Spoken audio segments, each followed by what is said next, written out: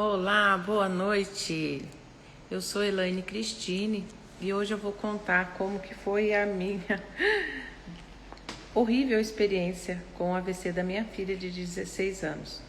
Então, se você está assistindo aí no IGTV, fique comigo até o final, porque eu vou compartilhar muito do que a gente passa dentro de um hospital, mas de uma visão também espiritual a respeito de tudo isso.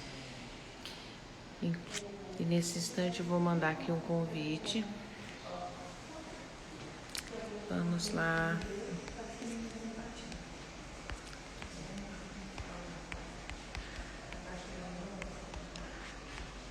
Há 16 dias, né, filha?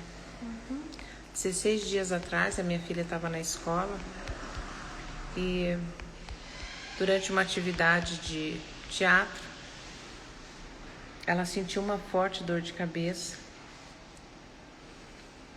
e sentiu um movimento estranho no braço esquerdo, perdeu completamente as forças e caiu. Foi amparada por uma amiguinha. O professor me chamou porque ela estava falando palavras que eles não conseguiam entender, não conseguia parar sentada.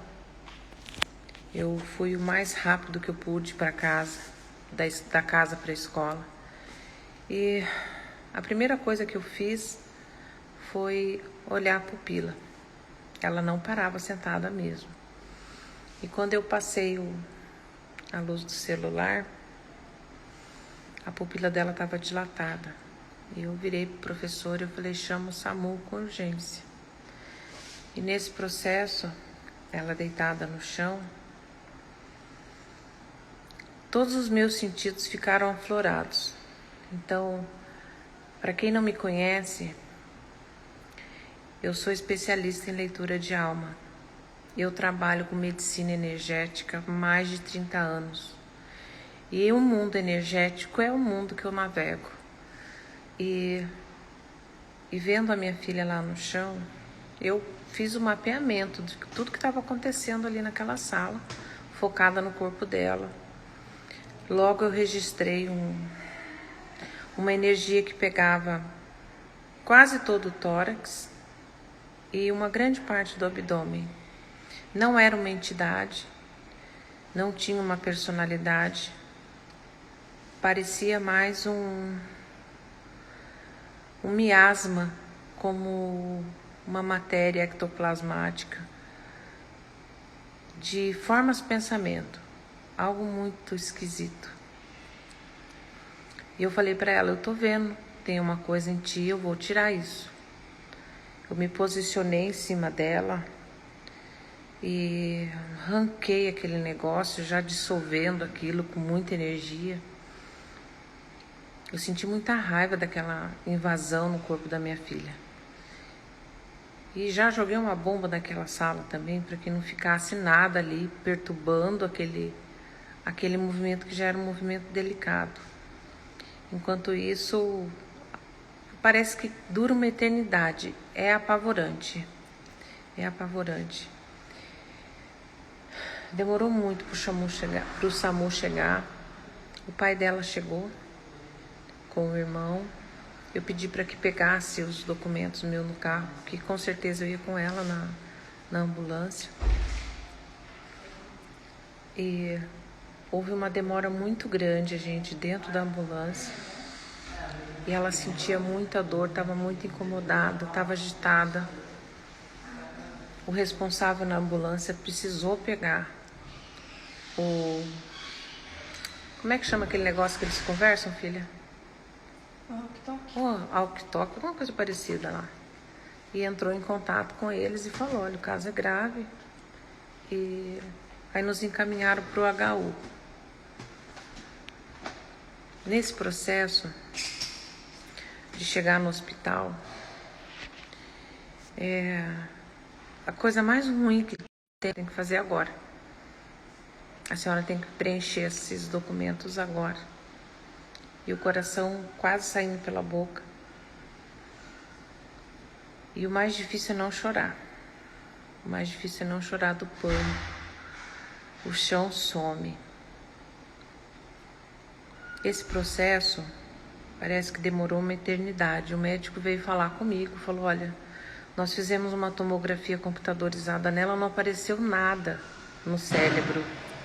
E tudo que está indicando dos sinais que ela está tendo é um AVC. E a gente vai fazer uma punção nela agora para ver se o líquido vai aparentar alguns resquícios de sangue. E fizeram a punção, o líquido estava limpinho. E eu falei, tá, e agora? Eu falei, eu quero entrar, eu não vou ficar aqui fora. Eu vou ficar do lado da minha filha. E quando eu entrei na sala, é um setor de emergência, né? Então é sempre um caos. Energeticamente falando, é pavoroso. Você vê coisas que você não quer ver nunca na tua vida. Aí ela estava muito agitada na maca, estava sentindo dor, já tinha vomitado, vomitou novamente quando eu cheguei. Eu coloquei a mãozinha, a mão no peito dela, falei, filha, a mãe tá aqui, tô com você, pega a minha força, fica comigo. E o médico me explicou que ela tinha que tomar uma injeção, que é um anticoagulante muito, muito forte. E eles precisam medicar num período, numa janela, sabe? Uma janela de tempo, para que se for realmente o AVC, aquela medicação vai deixar o sangue mais fluido. No entanto, gente, é a mesma medicação que a minha mãe tomou quando foi fazer cateterismo. E ela teve uma hemorragia gravíssima no cérebro e foi o que levou ela dessa dimensão para outra. Então, quando ele falou aquilo, passou um filminho na minha cabeça, muito tenebroso, muito assustador e muito cheio de dor, que foi a perda da minha mãe. Aí eu falei, puta merda, esse remédio na minha filha de 16 anos, eu fiquei apavorada. Eu falei, puta que pariu, e agora?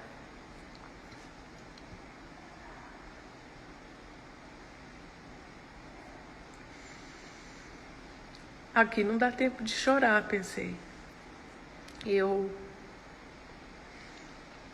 falei pro médico, eu sei dos riscos.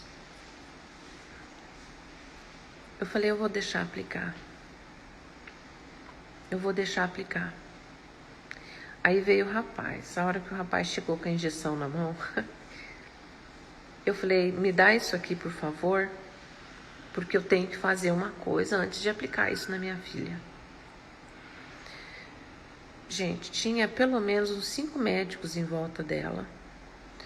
E mais uns 5, 6, sei lá, enfermeiros. Tinha muita gente em volta, porque eles não tinham caso de 16 anos com AVC. É uma coisa completamente fora do padrão. Aí eu falei, moço, me dá aqui essa injeção, por favor. E eu falei, o que eu vou fazer aqui é uma movimentação de energia. Eu gostaria que vocês não olhassem para minha mão. Aí todo mundo se virou. E eu tirei coisas daquele líquido que não eram para estar ali. Eu tirei informações daquele líquido que não era para estar ali. Eu peguei no meu coração a energia que eu tinha ali e coloquei ali. Eu falei, nesse líquido só tem vida. Vida, saúde e amor. E eu entreguei na mão do rapaz. Eu falei, agora você pode aplicar na minha filha. Aí o médico foi me explicando que esse líquido faz um efeito muito rápido. E aquilo não me deixou nada calmo, porque o que é rápido às vezes pode não ser muito bom, né? E o que aconteceu?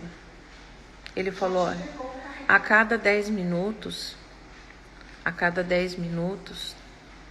a gente vai vir e vai analisar ela, vai ficar examinando ela. Eu falei, tá, mas eu quero ficar aqui, não vou ficar lá fora, não. Eu falei, não, por enquanto a senhora pode ficar aqui. Em questão de 40 minutos, a força da Isis voltou toda ao normal. Ela levantava o braço, levantava a perna, porque estava tudo paralisado. Nesse processo, eu não sei porque que eu tive que sair da sala. E eles falaram, não, a senhora pode ficar aqui, dar uma espiadinha, mas a gente tem uma movimentação muito grande agora. Eu saí, foi o tempo do pai dela chegar e pedir informação. Eu não recebi acolhimento do pai dela. Me viu ali chorando desesperado e ficou parado, que nem uma porta na minha frente. Na verdade, parecia que não tinha ninguém ali. Depois veio meu filho, me abraçou, chorei, desesperada. Entrei novamente, aí o médico veio e falou, olha, vem ver a melhora dela. Tudo mexia. Ela segurava, ela levantava o pé na mesma altura que o outro. Falei, nossa, acabou o susto, né? Aí o médico falou, olha, a gente vai levar ela para o setor de AVC, que é aqui do lado. Então a senhora espera mais um pouquinho ali, mais um pouquinho ali fora, que já está vazando o leito e ela vai entrar. E nós fomos para o setor de AVC. Só tinha gente idosa, gente muito doente. E as primeiras horas foram as horas mais sofridas ali. Eu sentia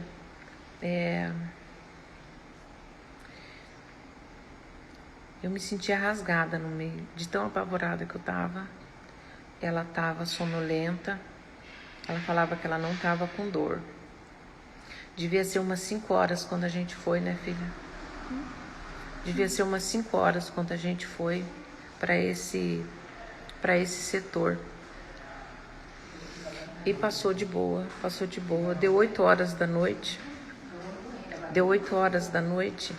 Ela virou para mim e falou assim, mãe, eu tô sentindo de novo o meu corpo igual eu senti na escola. Gente do céu, é apavorante. Eu chamei a enfermeira, eu já sabia onde era a sala do médico, porque a gente tem que chamar, né? Corri lá, falei, doutora, ela tá relatando que tá com os mesmos sintomas que estava na escola. Falou, vamos levar ela agora para tomografia. E, gente, é agora mesmo. O maqueiro pegou ela e saiu correndo no corredor, e eu correndo atrás, enfermeira e médico correndo atrás. Ela entrou, eu entrei junto. E ela estava agitada, ela estava com medo, ela estava chorando. E eu me segurando para também não desmoronar ali do medo que a gente fica. Não deu nada na tomografia, nada. E ela falou, agora minha cabeça voltou a doer. Aí o médico deu um analgésico para ela. E nada de melhorar. Nada de melhorar. Pedimos mais analgésico. E eu assim, ficava passando na minha cabeça, eu não sei o que aconteceu há uns tempos atrás aí, e algumas amigas falavam assim pra mim, você tem que separar a Elaine da terapeuta. E aquilo veio na minha cabeça, sabe? Como que eu vou separar a Elaine da terapeuta? Minha filha ali daquele jeito. E com o segundo medicamento, que é um medicamento muito forte, a dor passou, mas ela não dormiu.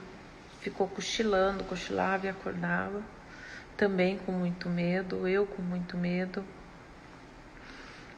E amanhecemos. Antes do almoço, a gente naquele lugar muito barulhento,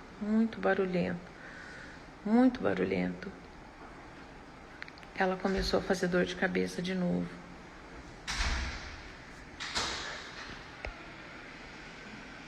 Essa segunda crise de dor de cabeça foi a que mais me assustou. Eu comecei a chorar.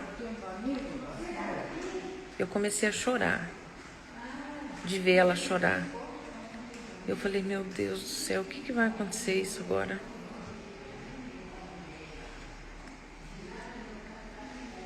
E assim, energeticamente falando, dentro de um hospital, dentro de um setor daquele, é como se você estivesse no olho de um furacão. É tanta energia que passa ao seu redor. Algumas passam esbarrando. Aí eu havia pedido, graças a Deus eu lembrei, e eu pedi para uma amiga. Eu falei, por favor, blinda a gente. Blinda eu e a Isis aqui. Porque eu não estou conseguindo me concentrar na minha filha. Parece que eu estou no meio de um tsunami. Além de estar extremamente abalada emocionalmente, eu não conseguia me concentrar.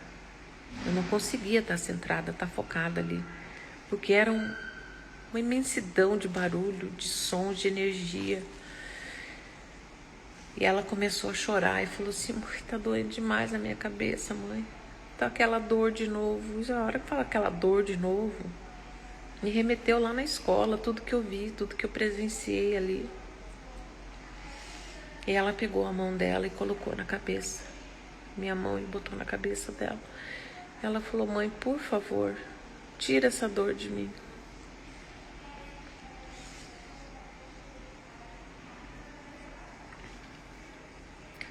Gente, eu opero há mais de 30 anos, mas eu não me sentia com coragem de fazer nenhum movimento, de tão abalada que eu estava.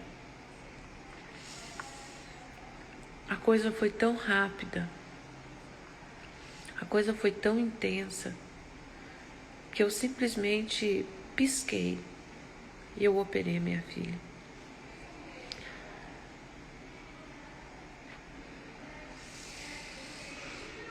Quem sabe o que está acontecendo dessas inoculações já deve ter ouvido falar do grafeno. Eu tirei um grafeno de 3 milímetros, só 3 milímetros, que estava obstruindo uma veia no cérebro dela. E quando eu fiz esse movimento, que eu pincei aquilo, eu tirei, que eu já sabia o que era, porque eu já tenho feito outras cirurgias e tenho encontrado muito essa nanotecnologia. Eu vi que quando eu tirei, jorrou sangue. E eu falei, o que era pior? Eu ter tirado com aquele controle, agora eu vejo onde está o sangramento e fico fazendo punções daquilo. Ou se eu deixasse, não operasse e aquilo rompesse. Eu tirei.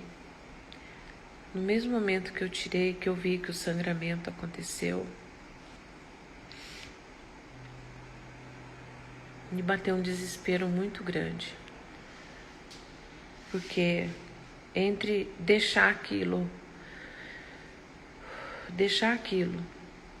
com aquela pressão que já estava provocando todos aqueles danos nela, todos aqueles sintomas de paralisia e tudo mais, eu tive que fazer uma escolha de tirar aquele grafeno dali. Aí ela dormiu. Ela dormiu 8 horas seguidas e não fez mais dor de cabeça naquele nível. Teve outras dorezinhas, sim, por conta do próprio processo, mas aquela dor de cabeça ela não teve mais. Aí a gente entrou numa outra fase.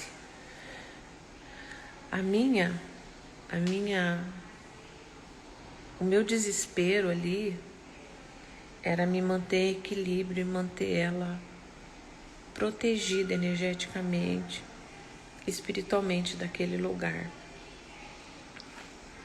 Os hospitais são muito difíceis de você permanecer ali.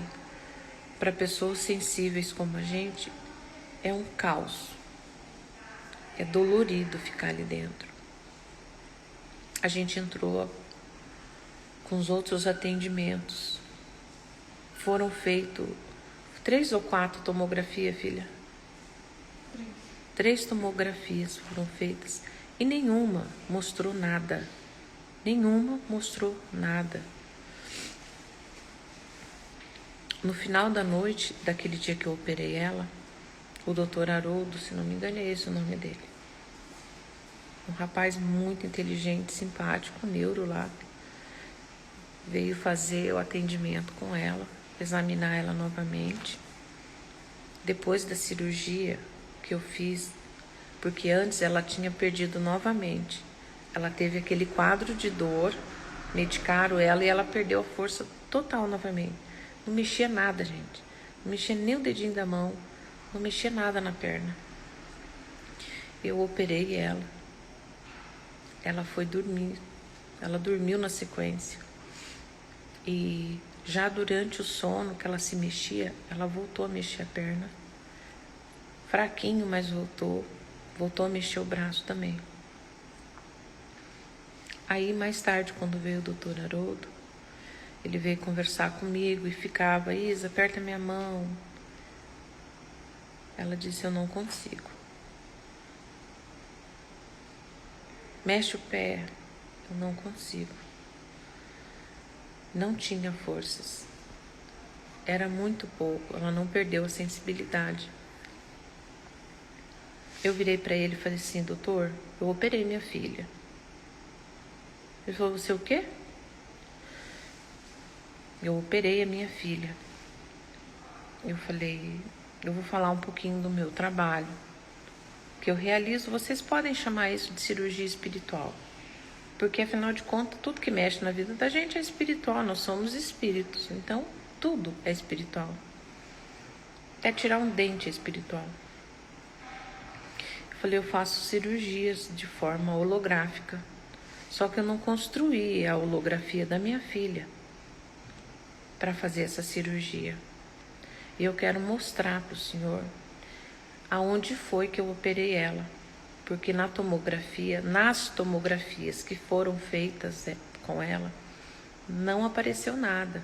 Eu vou mostrar para o senhor aonde é que está o sangramento dela. E eu falei: está aqui, ó, nesse espaço, assim, assim. Falei as medidas da onde estava. E eu falei para ele: a gente só vai saber confirmar essa informação que eu estou dando para o senhor, porque eu não tenho dúvida do que eu vi e do que eu fiz, só depois da ressonância. Ele falou: sim, na ressonância a gente vai ver isso. E eu falei: que bom que a gente vai ver, né? Que bom que a gente vai ver. A minha filha não fez mais dor de cabeça depois disso. E depois da cirurgia, ela começou a ter uma melhora tão grande, gente, que era quase absurda. Era quase absurda. Eu gravei todos os momentos da gente lá dentro do Hospital HU.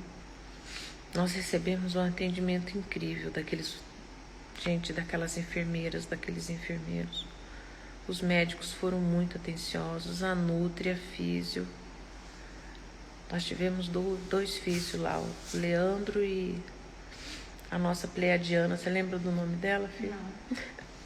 Ela queria saber por que eu chamava ela de pleiadiana. Eu falei: uai, porque tu és pleiadiana. Você tá me chamando de ET? Ela falou. Eu falei: não, tô te elogiando, você não sabe do que eu tô falando. Mas é isso. Nós ficamos dentro do HU por 1 semana, comendo a comida, tomando a água de lá, convivendo naquele mundinho dentro do setor de AVC. Foi uma experiência maçante, cansativa, extremamente estressante. No 4º dia que nós estávamos lá, eu já tinha recebido mensagens de várias pessoas e algumas falaram para mim: olha, agora você tem que ser a mãe, não a terapeuta. Eu falei, gente, o que estão querendo falar com isso?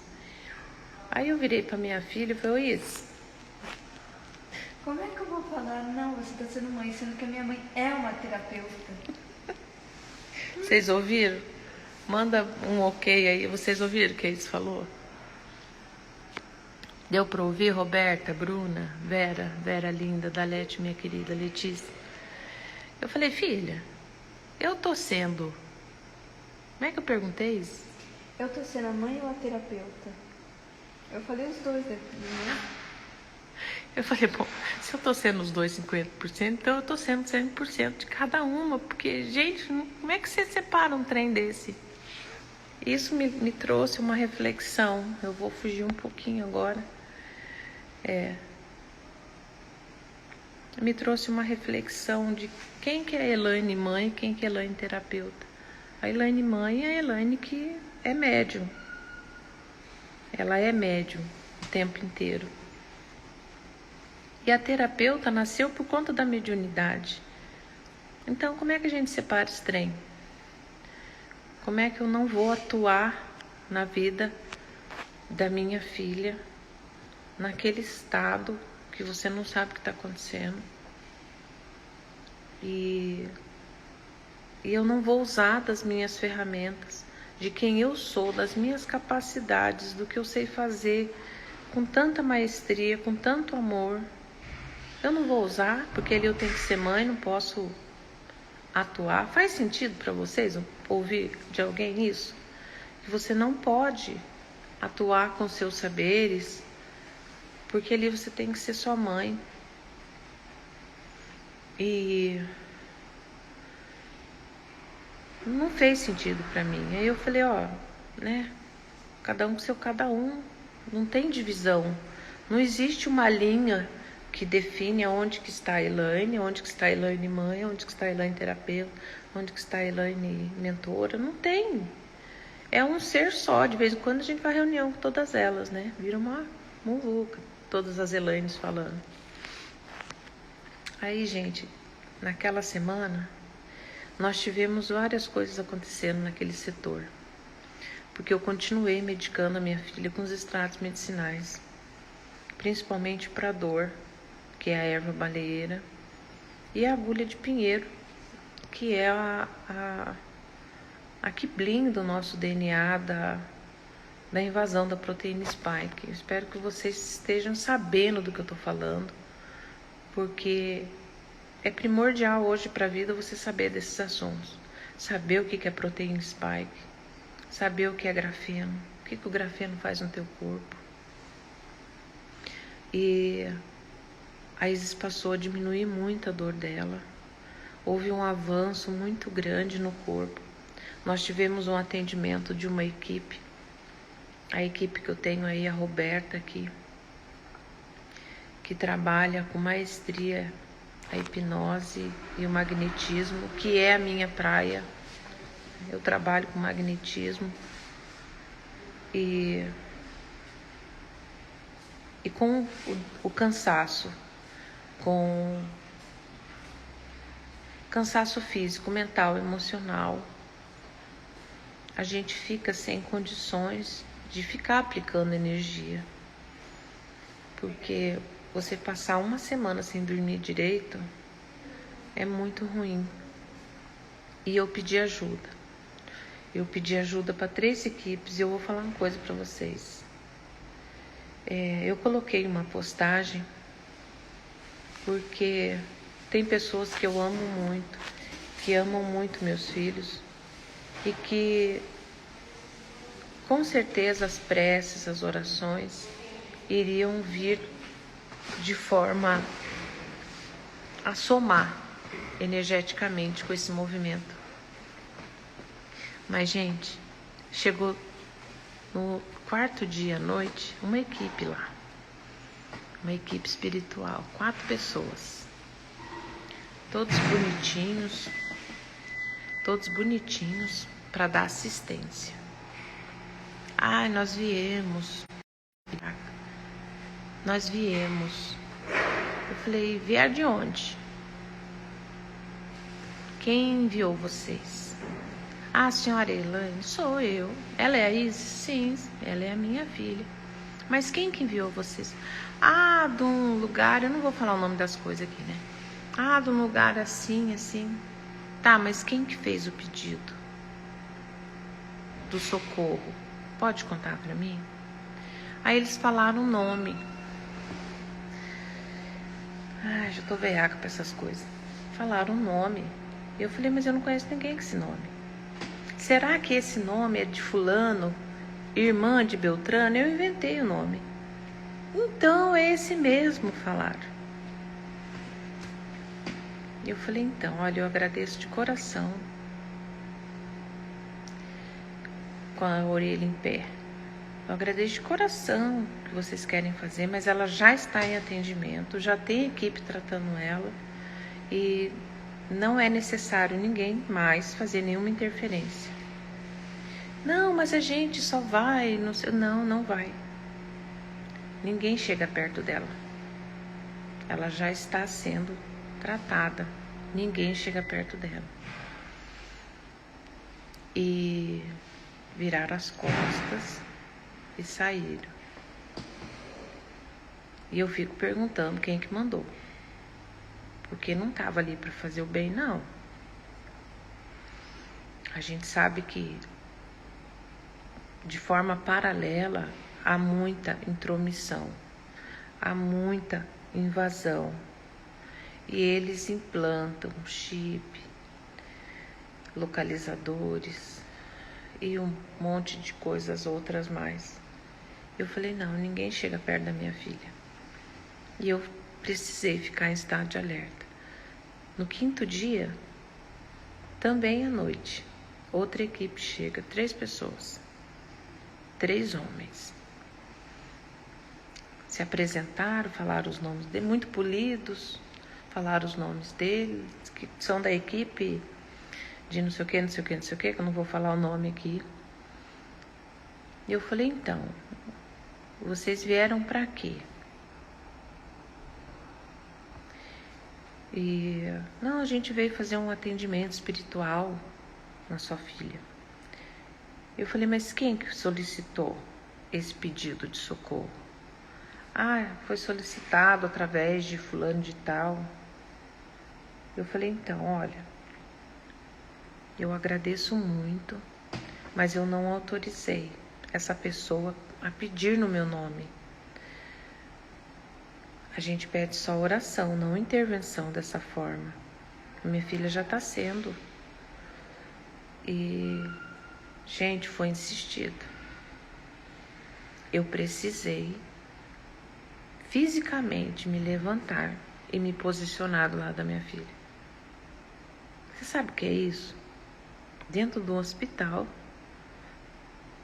a gente fica exposta, a gente está expostas ali. Eu sabia que eu estava com blindagem energética e magnética, espiritual comigo, com a Isis lá. Mas mesmo assim, eles tentam avançar sinal, vestido com uma luz que eles não têm, tá? Vestidos com uma luz que eles não têm. E eu precisei me levantar fisicamente e me colocar ali. Falei, ninguém rala a mão na minha filha aqui. E pedir socorro. E pedir socorro. Tá? Tipo assim, cai fora. Nós ficamos 7 dias lá. A gente conseguiu fazer a ressonância. Foi para Maria Pedrocian que nós fomos, né, filha? Ah, tá, que eu vou lembrar. Rosa Pedrocian. A gente foi de ambulância, foi com a enfermeira, com a Kelly. E através do exame da ressonância, foi constatado o que eu vi no lugar certinho dentro do cérebro da minha filha. Isso é mais do que uma validação do meu trabalho. E não muda o desespero que eu senti, que eu vivi, nem da minha filha, mas de alguma forma esse movimento todo trouxe essa essa validação, né, filha? Foi muito louco. Você quer falar alguma coisa? Não, show. Não quer falar nada? Não. É adolescente, né? Então, gente, hoje eu vou contar, deixar só esse trechinho dessa experiência. Dessa experiência que é uma experiência de mãe, de terapeuta, de ser humano, de trabalhadora da luz, de médium. É tudo isso junto e misturado. Foi algo que mexeu profundamente comigo. Eu acredito que eu ainda não chorei toda a dor que eu vivi.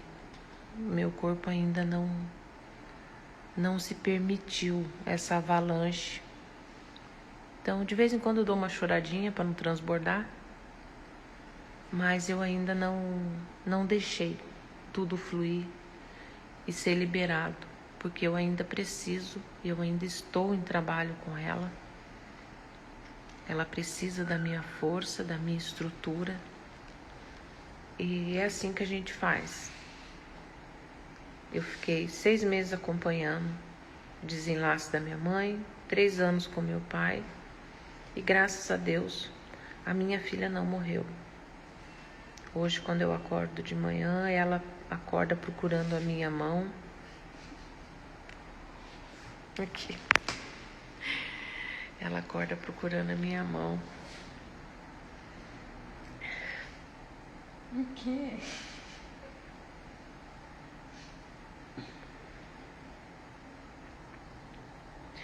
Eu agradeço a vida.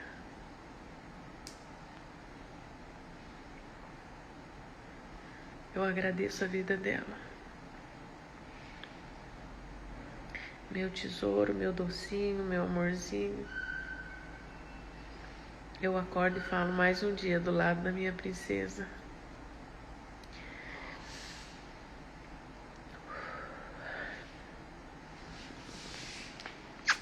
Te amo, filha. É isso, gente. É isso, minhas amigas queridas. Eu vou voltar toda noite e colocar pra fora tudo que eu tô sentindo, tudo que eu vivi. Essa semana nós tivemos experiências espirituais muito incríveis aqui no São Julião, onde nós fomos transferidas. Incríveis mesmo, gente, incríveis mesmo. E eu acredito muito que esse processo ele está acontecendo em paralelo com algumas nuances da nossa vida pessoal e que acabou mudando tudo. No segundo dia no hospital, quando eu acordei com todas as armaduras que eu já ganhei na minha vida inteira, dos rituais, dos presentes espirituais. Eu acordei com 5 metros de altura dentro daquele hospital, com todas as minhas armaduras. Eu sabia exatamente o que eu tinha que fazer. Eu sabia exatamente para onde eu não devia voltar nunca mais. Eu sabia exatamente para que pessoas a nossa presença deve ser presença e para algumas pessoas a nossa vida deve ser ausência. Foram escolhas pautadas, limitadas, talvez definidas, a palavra é essa, foram definidas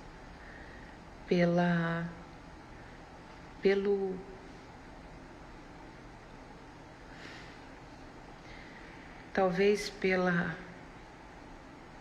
realidade de eu poder ter tido a morte da minha filha na minha mão, entende? Tipo assim, ela podia ter morrido. Então, o meu papel como guardiã dela, como protetora e como mãe, é colocá-la sempre num lugar onde ela vai ter paz, que ela vai ter tranquilidade. As pessoas mais íntimas sabem exatamente do que eu estou falando. Então, no segundo dia dentro daquele hospital, depois de uma cochilada, porque a gente não dorme, eu acordei sabendo, com todas as armaduras que eu tenho, o que eu tinha que fazer para proteger minha filha. Para que todo o estresse nervoso e vão ser diluídos nesse amor que a gente está vivendo aqui, nesse processo de reabilitação. A nossa alma está sendo reabilitada. A gente está encontrando um novo eixo, nós duas, com novas e incríveis possibilidades. Então eu deixo aqui um carinhoso abraço para você que está me ouvindo. Comenta aí qual foi a parte dessa história que você mais gostou, o que te comoveu. Se você tem pergunta para me fazer, faça. Eu vou ter o maior carinho em responder. E amanhã eu vou voltar aqui para contar mais um trecho, mais detalhes desse processo que a gente está vivendo ainda. A gente está vivendo ainda. E quem sabe sirva para acalmar o coração de uma outra mãe, trazer um pouco de clareza sobre estar dentro de um hospital. Ok? Um carinhoso abraço. Fiquem com Deus. Dá boa noite, filha. Boa noite. Até mais.